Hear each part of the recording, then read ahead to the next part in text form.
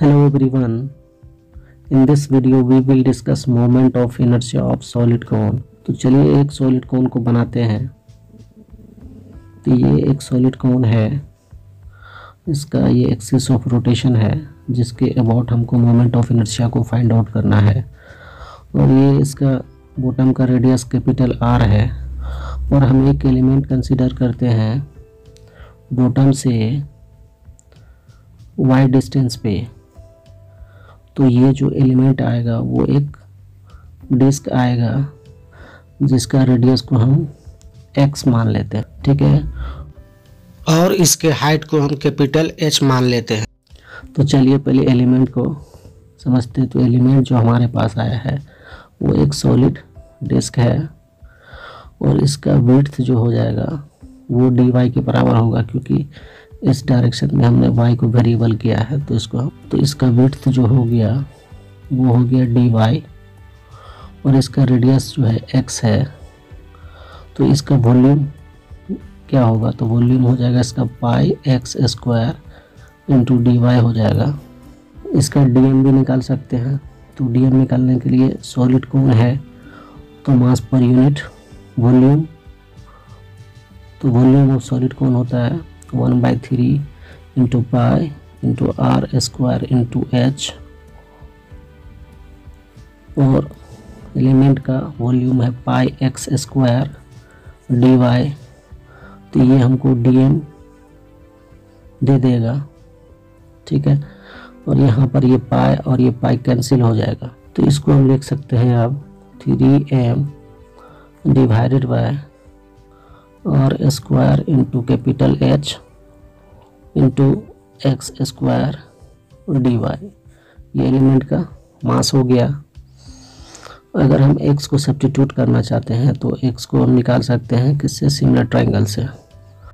चलिए देखते हैं कैसे। तो हमारे पास जो सॉलिड कौन था, ये एलिमेंट था कितना डिस्टेंस पे? y डिस्टेंस पे, और इसका रेडियस कैपिटल R था और ये खुद का हाइट जो था कौन का वो कैपिटल H था और ये x है। तो एक राइट एंगल ट्रायंगल बन रहा है। यहाँ पर दो सिमिलर ट्रायंगल हो रहा है। तो सिमिलर ट्रायंगल में ये हो जाएगा x, ये हो जाएगा R, और ये पूरा एल्टीट्यूड इसका जो होगा वो कैपिटल H होगा, और यहाँ से यहाँ तक जो होगा सिर्फ ये क्या होगा? एक y होगा। तो सिमिलर ट्रायंगल के कंसेप्ट से हम इसको निकालेंगे कैसे? तो यहाँ पर x divided by capital R करेंगे तो हमको y divided by capital H करना पड़ेगा। तो इस तरह से हम रेडियस ऑफ एलिमेंट को ry डिवाइडेड बाय h के टर्म में लिख सकते हैं। तो चलिए इसको सब्स्टिट्यूट करेंगे इंटीग्रल में। Moment of inertia of element हो जाएगा डी इक्वल टू, क्योंकि ये सॉलिड डिस्क है तो उसका मास 1/2 इंटू मास इंटू उसका रेडियस का स्क्वायर हो जाएगा। और जब इसको पूरा इंटीग्रेट कर देंगे तो हमको पूरा कोन का सॉलिड कोन का मोमेंट ऑफ इनर्शिया निकल जाएगा। तो लिमिट को बाद में लगाएंगे, सबसे पहले जितने भी कांस्टेंट हो पहले उसको कैलकुलेट कर लेते हैं।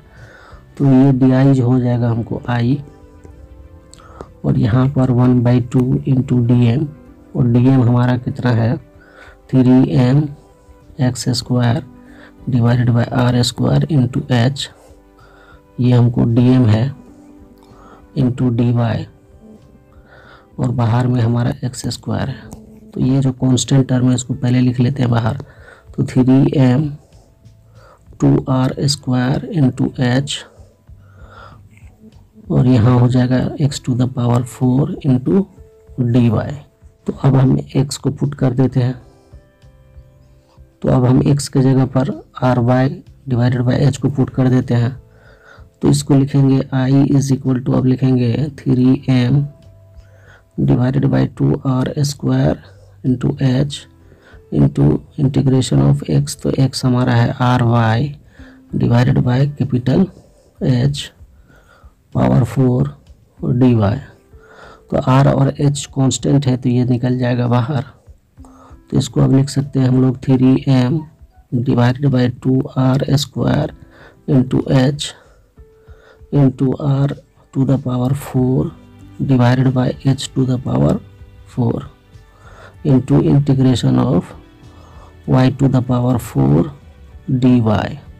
अब लिमिट को हम लगाएंगे तो इसको सीधा करके लिख लेते हैं, तो ये हो जाएगा 3m और यहाँ पर से 2r², r to the power 4 को काटेगा तो r² बचेगा और नीचे में बचेगा 2s to the power 5 into integration of y to the power 4 और dy। और लिमिट जो होगा उसको देखते हैं। चलिए, तो लिमिट हमारा वेरिएबल y है, तो y यहाँ पर बॉटम पे 0 है और टॉप पे इसका y equal to capital H है, तो लिमिट लोअर लिमिट 0 और अपर लिमिट h होगा। तो यहाँ 0 से लेकर h तक हम लिमिट लगाएंगे और फाइनली i को हम अब लिख लेंगे 3mr² divided by 2h to the power 5 into integration कर लेते हैं y to the power 5 divided by 5 और 0 से लेकर h, तो इसको लिखेंगे 3mr² 2h to the power 5 into h to the power 5 divided by 5। यहाँ पर ये h5 कैंसिल हो जाएगा और बचेगा हमको 3/10 mr²। तो i इज इक्वल टू हो गया 3/10 mr²। तो यही था हमारा moment of inertia of solid cone.